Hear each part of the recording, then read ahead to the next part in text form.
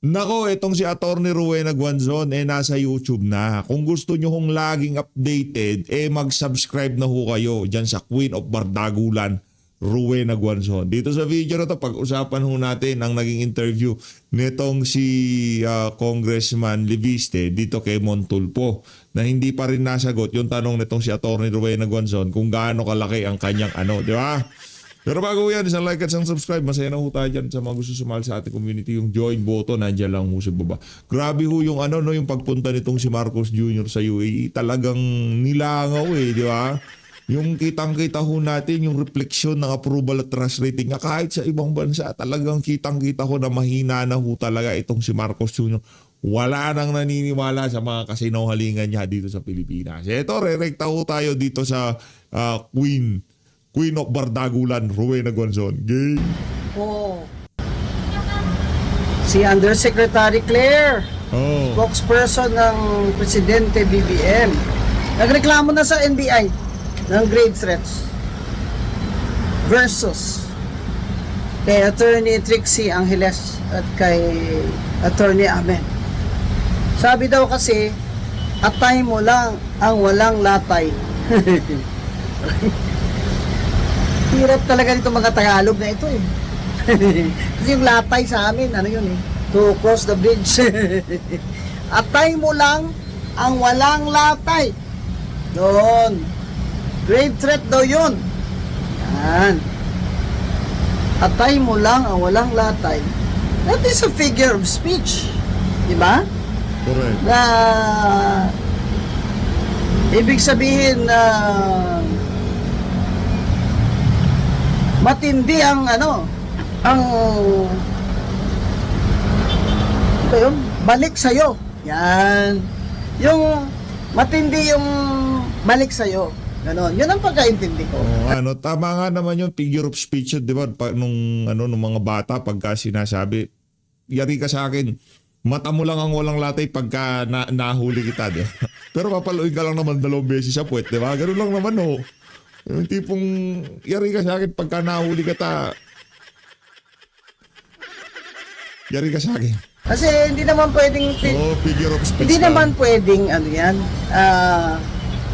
literal na atay mo lang ang walang latay. Hindi talaga daw si Auntie Claire. Wala kayo. Galit na si Auntie Claire. Para daw kung may mangyari, kung anong mangyari sa kanya, alam na daw ng NBI kung sinong may kasalanan.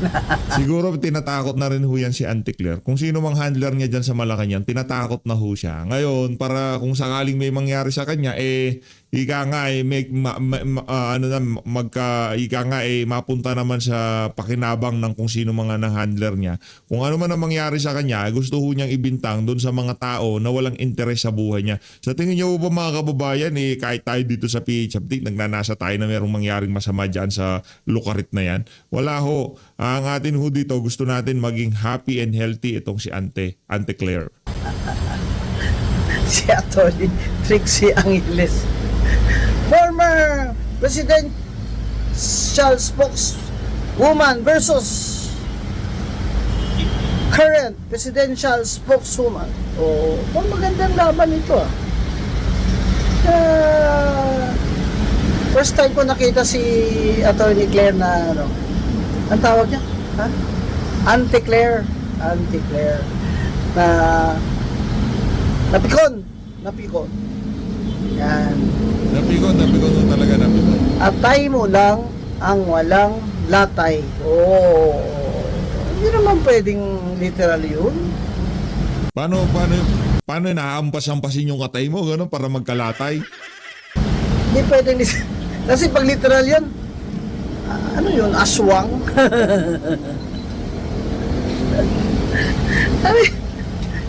ano yun? Aswang yung kakain sa kanya?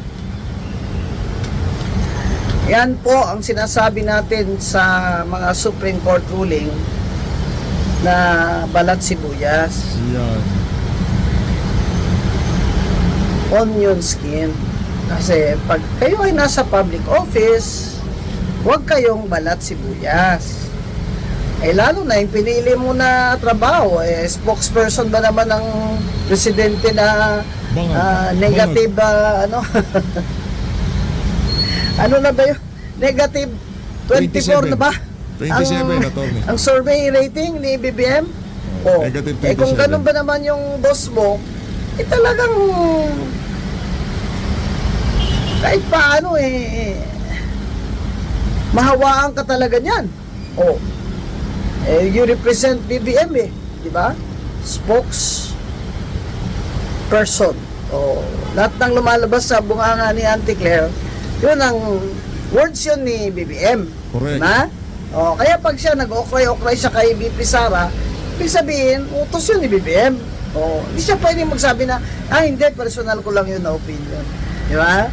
Na si BP Sara ay kamukha ni Chucky. Oh.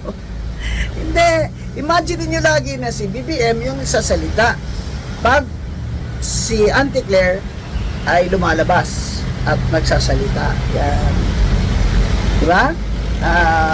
Itong siya, pwede siyang mang-okray. Tapos pag siya ang inokray, gagalit siya. Hindi naman pwedeng ganun. Kung ganun ka, huwag ka na mag-spokesperson. Doon ka na lang sa tagu-tago. Kunyari, auditor ka, tagu-tago ka na lang. Huwag ka nang pa-TV-TV. Kasi, syempre, you'll be, vulnerable to, also to, what do you call this, to criticism. Lalo na yung style ni Auntie Claire ay talagang unorthodox. Yung style niya, unorthodox. Okay lang matatawa ka talaga o talagang pag-iisip ka talaga na may something ito. May something ito si Attorney Claire. Kaya Attorney Claire, kasi pagka spokesperson ka, 'di ba? Ang usual na ginagawa niyan dapat hangga't maaari issue based ka lang. Yung tipong hindi mo pinapatulan yung mga malilit na issue, 'di ba? Pero itong si Auntie Claire, pati utot ng palaka pinapatulan niya, kaya yung hindi typical na na spokesperson, unorthodox yung style niya. Pero naman natin yan, ika nga yan. Yan dahilan kung bakit siya nandyan. Kasi walang ibang tatrabaho dyan sa trabaho niya na yan. Walang ibang makakagawa dyan sa ginagawa niya na yan. Only si Auntie Claire lang ho ang makakagawa niyang mga bagay na yan. Matakin niyo, dinatnan niya yung approval at trust rating ni Marcos Jr. Kahit pa paano, medyo mataas-taas pa naman, di ba? Nag-20, 15, ganun eh. Pero noong talagang nag-all out na sila sa mga Duterte, ayun, negative 27 na ho sila. bagong taon na. Ako sa'yo. Huwag masyading dibdibin yan. Baka tumaas yung blood pressure mo. Kaya good luck na lang sa mga public officials na nagpa-file ng libel. Dahil andyan po yung Supreme Court decisions, mura pa yan 19 kopong-kopong.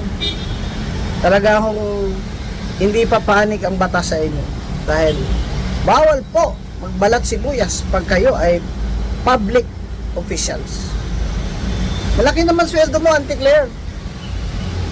Tiisin mo na yan. Take it. Take it.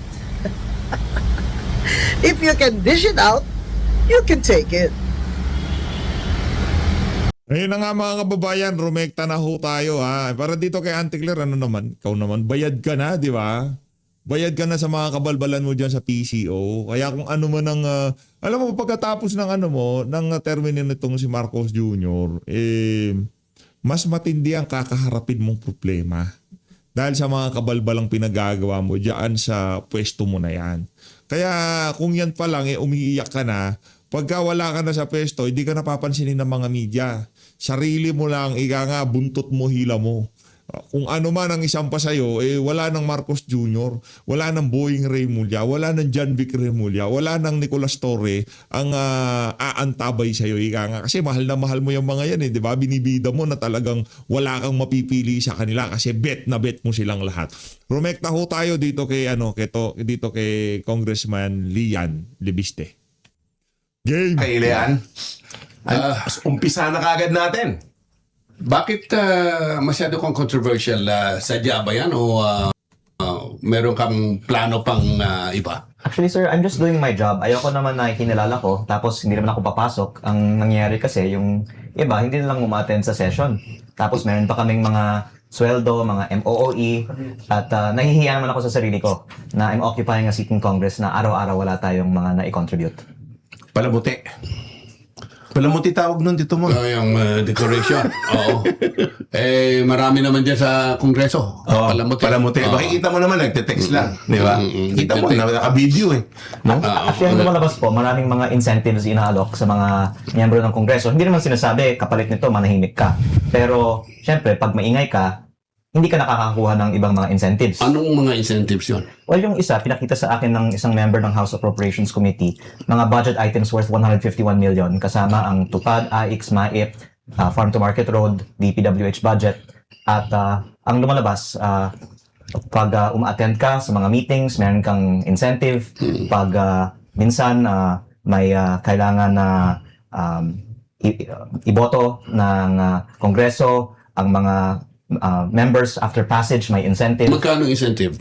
Well, Congressman? on October 13, after the approval on second reading of the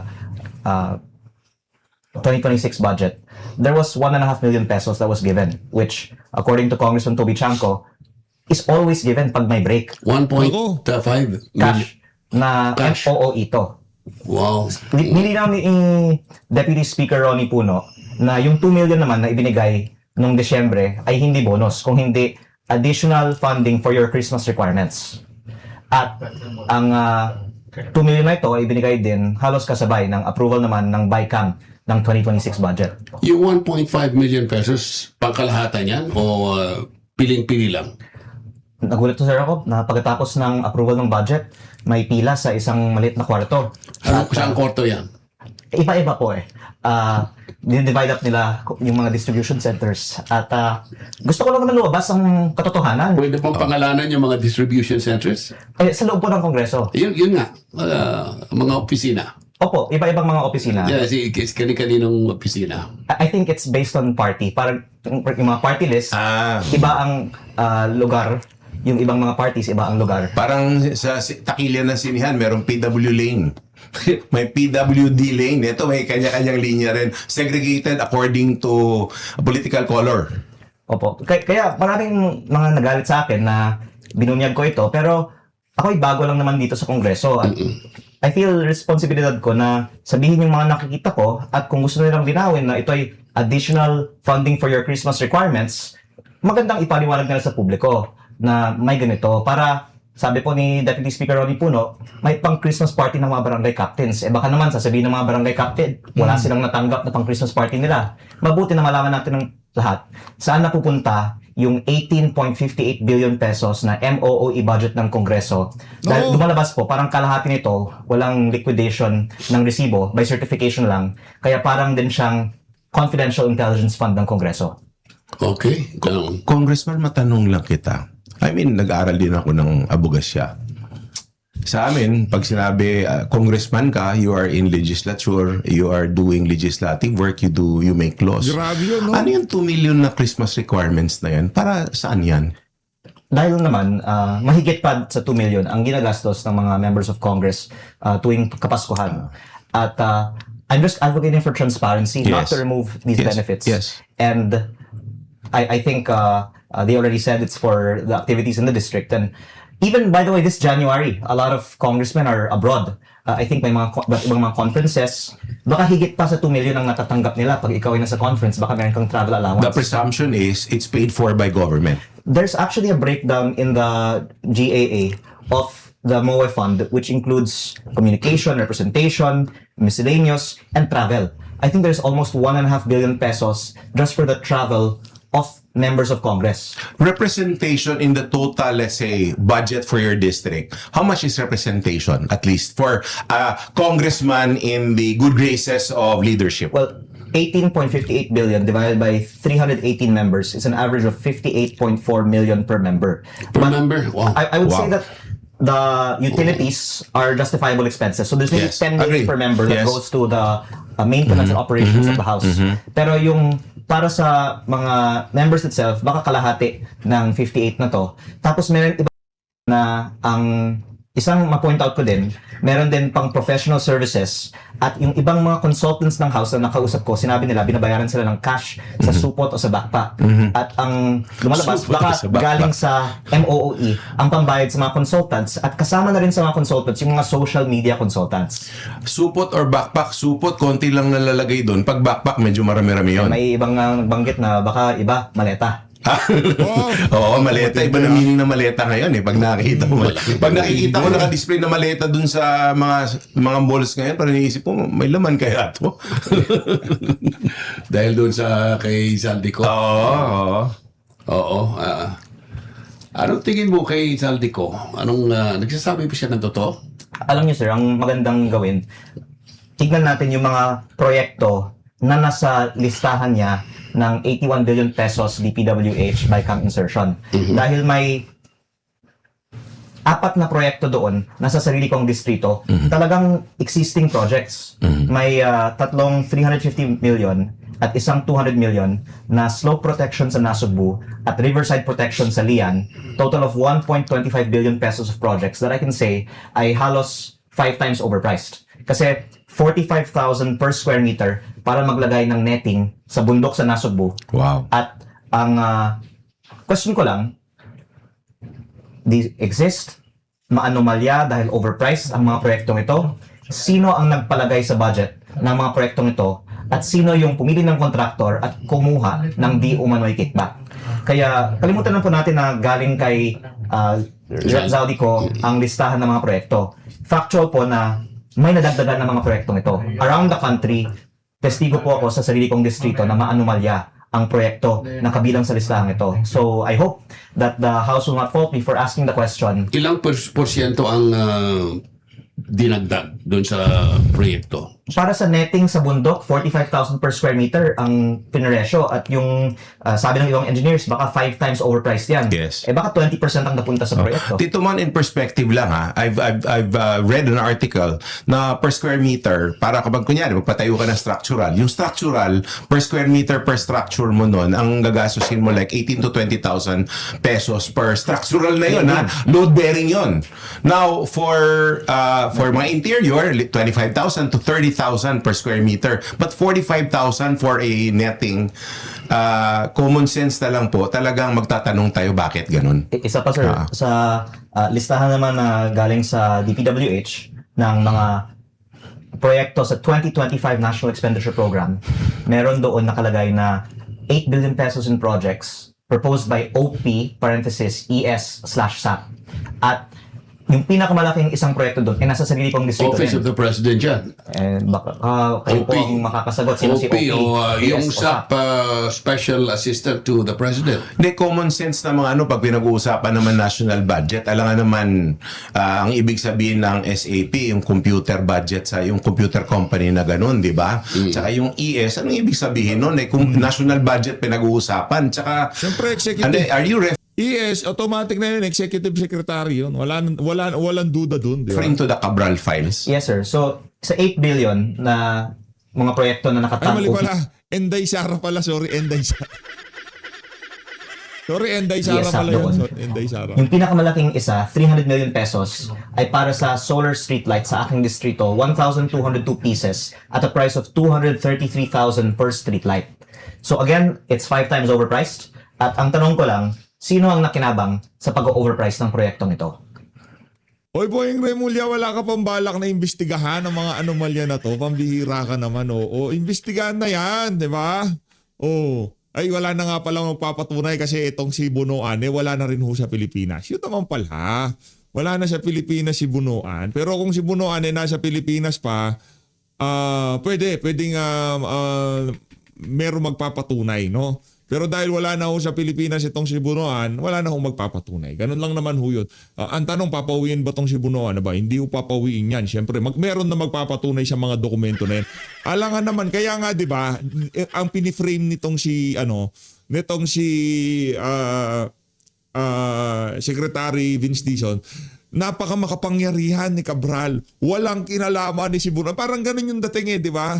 Bakit pati itong kanyang boss na si Bunoan ika nga hindi daw makakontra sa mga sinasabi ni Cabral. Ganon yung packaging kay Cabral nung mga buhay pa siya. Na talagang napakamalakas niya, yung tipong very powerful siya. Kahit yung si Bunoan walang nagagawa sa mga decision niya.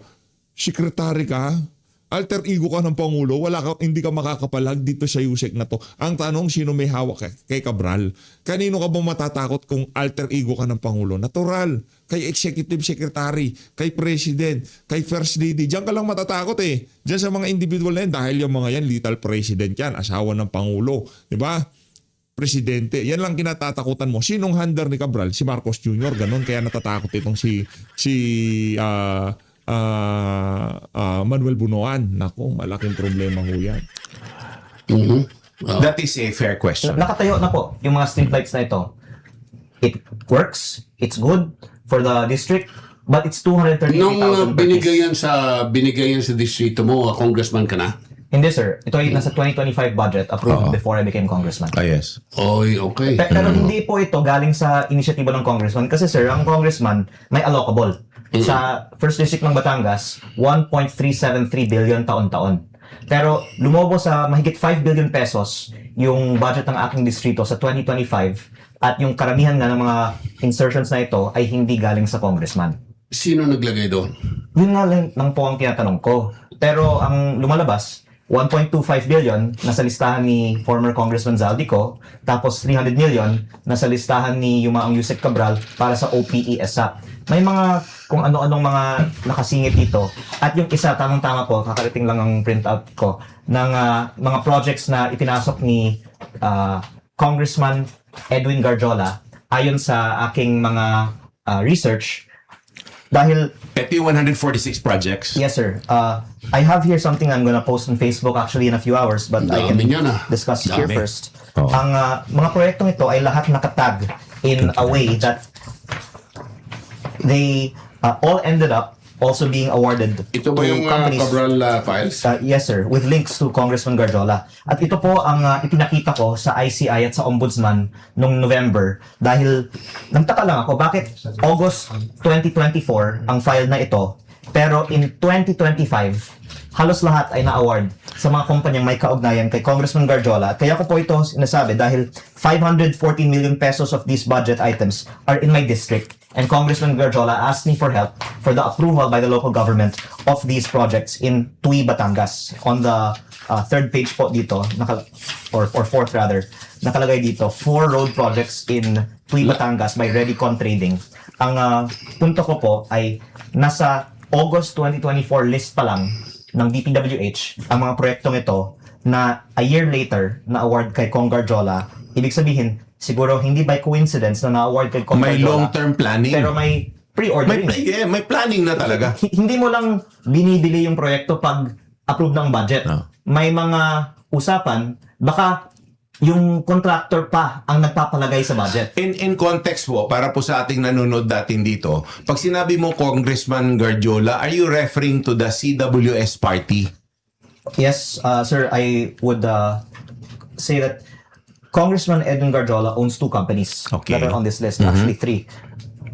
Newington Builders, Yes. S.Ang Construction, and Laurel Development. Either by him or members of his family. I think actually to be precise, members of his family own these companies. Conflict of interest yan.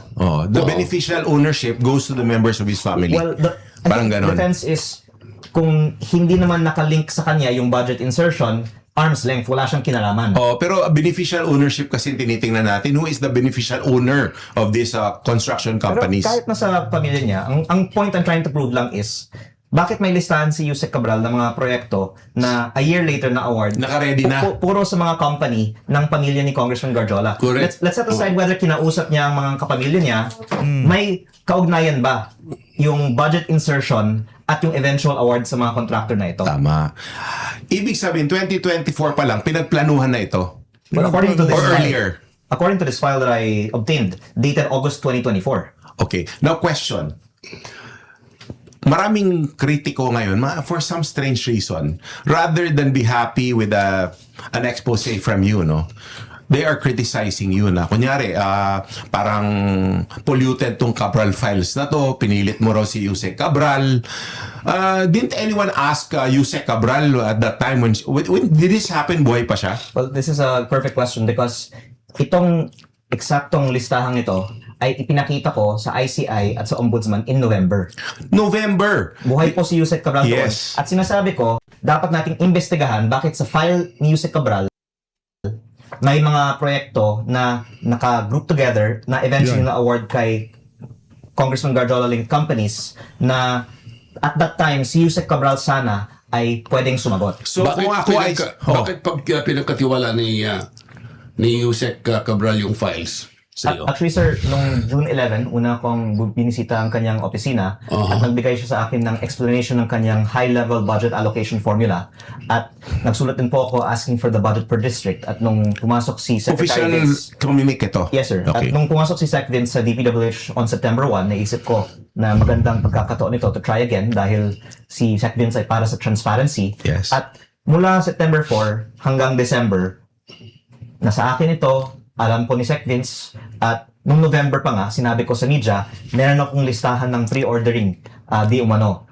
ng mga kumpanyang konektado kay Congressman Garjola. At buhay pa si Yusek Cabral noon, wala naman nagsabi na hindi ko dapat ilabas yan. Pero for some reason po, nung Desyembre, nung uminit na ang diskusyon tungkol sa mga files ni Yusek Cabral, lumabas na po ang mga aligasyon na kahit na may CCTV kami na maayos kaming naglalakad sa opisina, Nakita ko yun. hindi naman daw authorized ang pagbibigay nito sa akin. Pero ang gusto ko lang linawan ng po is November ko pa sinasabi sa publiko na sa Haven't akin you ang files na ito. haven't you confronted Congressman Guardiola on this? Actually sir, 3 months hindi ko siya nakita sa Kongreso. Pero nung nakita ko siya December 1, 3 months. nag-selfie nga kami, di ba? 3 months. At yun ay dahil marami akong mga gusto ngang tanungin sa kanya.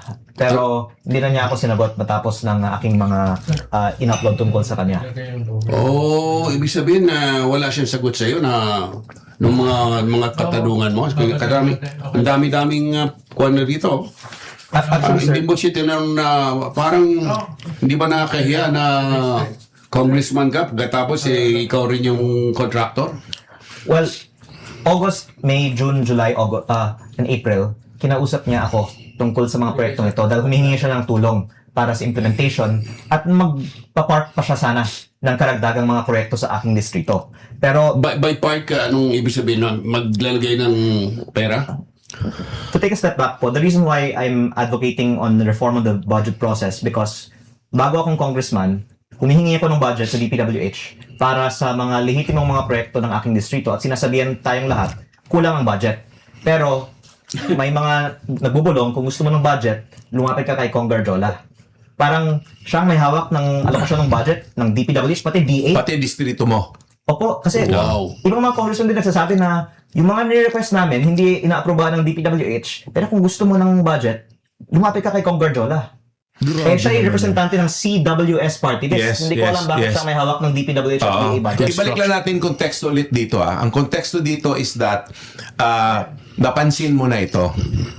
Kaya ko nga sinabi na kailangan nating i-reforma itong sistemang ito dahil sa Kongreso, usap-usapan, kung gusto mo ng extra budget, lumapit ka sa mga broker. Balikan natin ng yung mga DPWH. construction companies na pumasok sa distrito mo na supposedly pagmamayari ng beneficial ownership ng mga kamag-anak ni Cong Garjola na supposedly legal kasi arm's length. Arm's length, ibig sabihin, hindi konektado sa kanya. Pero bakit siya nakiusap sa'yo na i-proceed yung mga budget na to kung hindi to totoo? Well, except if you can prove nga na yung budget insertion ay galing sa kanya. At yun ang kahalagahan ng files ni Yusek Cabral at ng iba pang mga files ng DPWH para malink natin na hindi lang nagkataon na na-award sa mga kumpanya ng pamilya ni Cong Garjola mga proyektong ito, pero yung nagpapondo ng mga proyektong ito mismo ay si Congressman Garjola. Kung sana investigahan ito ng DPWH, ICI o Ombudsman. Kailan po lumapit sa inyo si Congressman Garjola for these projects to happen? Actually, nung May, pagkatapos ng election, humingi na siya ng tulong para sa approval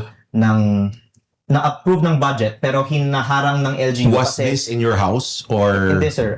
met in a coffee shop, restaurant? Nag-usap kami in Batangas actually during the campaign. Humingi siya ng Okay. tulong para sa kanyang mga kandidato.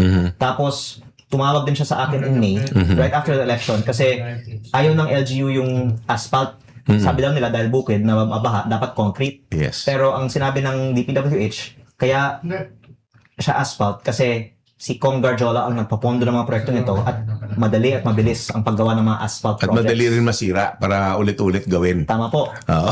Yung aspalto. Oo, madali.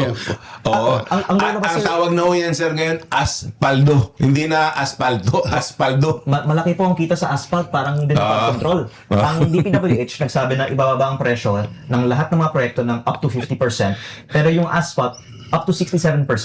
Pero nung for approval na yung final budget, ibinalik nga po sa mas mataas na presyo. Pero ang punto ko po ay mismo galing sa DPWH, overpriced ng asphalt. Si Kong Garjola, hindi siya sa top contractors ng flood control, pero siya po ay nasa top contractors ng road projects, lalong-lalo po ng asphalt. Anong mangyayari kay Guardiola, tingin mo, Johnny? Ako lang, nang nilabas to ni Kong Lean, sinabi niya sa ICI, dapat pinursu na yung question eh. Oo. Tsaka tinanong na si Jose Cabral nang andyan pa siya kasama sa buhay mundo natin. Pero ngayon, in fact, nababasa ko, what worries me is that nababasa ko na parang kinikriticize si Kong Lean for showing these files. Ngayon, lumilitaw pangalan ni Congressman Guardiola. There's no, parang wala akong nakikitang interest to investigate. Pero meron dito, ayan, yung sa Abante. Kaya sinisip. Bata pa, walang kahihiyan. Sabi ni Ombudsman Remulla, Nako. libiste, dininegosyo yung prangkisa.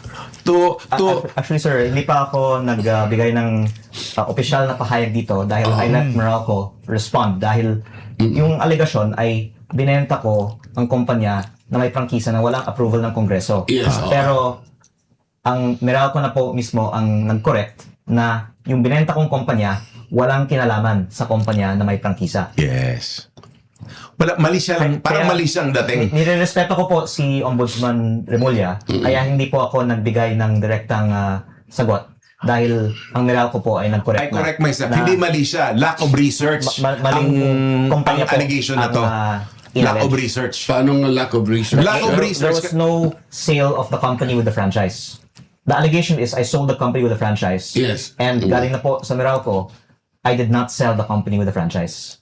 Pero bumili, Bumili sila ng ibang kumpanya na walang kinalaman sa company with the Different franchise. company. hindi sa'yo. Opo. At yung company na I sold to Meralco is publicly listed on the Philippine Stock Exchange. In fact, many of your viewers might even be familiar with the stock. So, kung gusto po ng iba na i-research ito, lahat naman po ng laman ng kumpanyang ito ay nasa Philippine Stock Exchange website. Above board yun. Kasi Transactions are made in the... ikaw ata ang pinakamayaman na bilyonaryo sa Pilipinas ngayon. Ay, hindi sir. Yung mga Dahil dun sa... yung mga iba sa Kongreso, mas mayaman sa akin, hindi lang po deklarado. Pero ako po kasi sir, yung net worth ko galing sa pribadong sektor, hindi po sa gobyerno, kaya dineklara ko po. Through a business deal. At ang Magaling proyekto naman. na pinagmulan ng halaga na ito ay Nueva Ecija Solar Farm Project na nasa website man po ng Philippine Stock Exchange. Ang sabi kasi ang mga haka-haka dahil nakuha mo yung prangkisa dahil sa mama mo na si Senator Loren Legarda. In-approve na yung prangkisa dahil yung sa relasyon mo sa isa sa mga miyembro ng Senado. Anong masasabi mo dyan? Yes sir, actually nakakatuwa nga na yung prangkisa yung ginawa nilang focus dahil hindi ngayon yung ibinenta kong kumpanya na binili ng Meralco for around 34 billion pesos. Yes. Yung binenta kong kumpanya ay may lupa at may power supply sa Meralco na hindi po konektado sa prangkisa. At yung dahilan na binili ng Meralco ang proyektong ito ay dahil na may lupa siya at meron din po akong ibang mga joint venture agreements sa proyektong ito na baka pag mas business ang focus natin, pwede ko pong Sa makatuwid. talakayin bakit yun ang halaga ng proyektong ito. Pero kung maaari ko pong linawin lang, hindi po yung prangkisa ang binili ng Meralco, hindi po dahil sa prangkisang ito, nagka 34 billion po ako. Yun po ay dahil sa laman ng proyekto sa Nueva Ecija na may iba pong mga tumulong sa akin na pwede ko din pong i-discuss another time. Of course, that's business deal. Sa makatuwid, itong pinag-uusapan dito na binenta mo yung prangkisa, wala kang binentang prangkisa. Wala po. At correct. again, I'm just being careful Yeah. on Of course. the statement, of course, is from a very respected person. Yes, who, of course. I would not want to I'm curious contradict lang, him why directly. is he interested on this one? Is it, hindi naman, this is a private deal? Bakit maging interesado ang taong very respected na ganong klase? Magtatanong si OMB Ombudsman Rimulya on this private deal. Well, yung iba pa kasing mga statements ay tungkol sa Cabral Files. Na ang sinabi ko, November ko pa pinakita ito sa ombudsman at baka ang feeling ng iba, ang insinuation ko, hindi nila ginagawa ang trabaho nila. Na alam ko naman, napakarami silang trabaho. Kaya mabilis na nga ang aksyon ng gobyerno ngayon kumpara sa mga nakaraan na taon-taon dami pang mga nakapile up na mga cases. At least ngayon, kung paano, may progress tayo in just a few months. Pero I hope that they don't feel that I'm personally Attacking them. criticizing their work. But actually, I want to help them in case build-up on Congressman Garjola. At kung pwede ko pong linawin, kung iisipin ko ang kapakanan ko, dapat manahimik na lang ako. Correct. At kung sino po yung nag-iingay, sila nga po ang iniimbestigahan. At baka hindi pa bibigyan ng mga incentive sa Congress. Pero sa akin po, I just don't want to not do my job and be a waste of a seat in Congress. Kaya even if it is against my financial interests, inilalabas ko po ang mga alam ko tungkol sa mga DPWH projects na ito. So in your perception and probably the perception sa mga nanonood sa atin dito, parang in retaliation ito na parang since akala nila they were alluded to na hindi nila ginawa ang trabaho nila, ito na ngayon ikaw pa yung tinira. Para bang ikaw nga to ang dami mong ginagawang kalokohan, nagbenta ka ng prangkisa, parang ganun ang I dating. would like to let other people reach their conclusions, but Yeah. at least the statements come alongside statements about my alleged critique of their performance on the DPWH investigations. At sa akin naman po, I'm not intending to critique. Yes. I'm intending to help. Yes. Kasi nga, November, binigay ko po sa kanila ang listahang ito. At kung may gusto pa nilang malaman mula sa akin tungkol sa mga proyekto ni Congressman Garjola, sana yun po ang magiging focus ng ating mga talakayan at hindi yung iba-ibang mga issue. Dahil I think ang publiko ay naghihintay din na may malaking isda di umano na Tama po yun. mahuhuli. Bakit si Guardiola napaka Prolific ang pangalan. yung unang-unang kay Gloria. Political Kay GMA. survivor, ibig mo sabihin. Kung lahat ng kung sino yung presidente, Malapit siya. malapit siya. Sir, galante siya.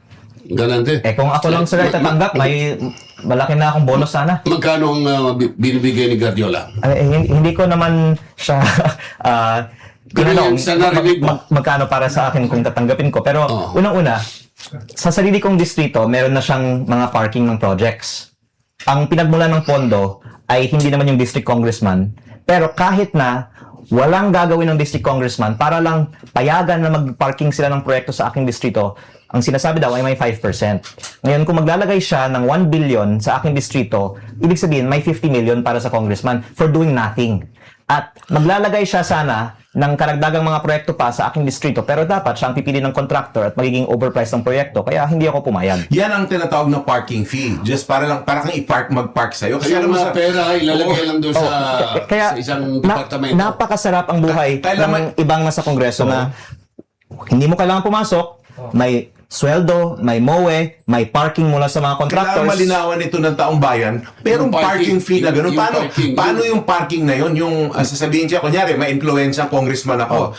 Magpapark ako sa'yo. Paano yun? By the way, ang basehan ko dito ay hindi lang ang mga talakayan namin ni Cong Garjola noon, pero nagpadala din sa akin ng mga listahan ng mga proyekto na ilalagay niya sana sa DPWH budget ng aking distrito. At ang dahilan na may parking fee kasi ay wala naman pong kontrata na siya ang pipili ng mga kontraktor, pero magpapalagay siya Yung pera. ng budget at for bidding ng DPWH the year after. At para hindi pakialaman ng congressman yung bidding nito na lulutuin di umano sa DPWH office, bibigyan na lang siya ng 5% para hindi siya makialam sa bidding.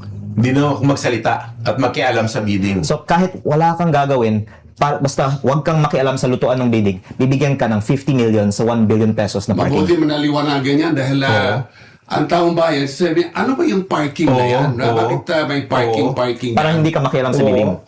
Ipapark, ilalagay yung pera na para sa iyo, ilalagay mo doon sa isang halimbawa departamento ng gobyerno.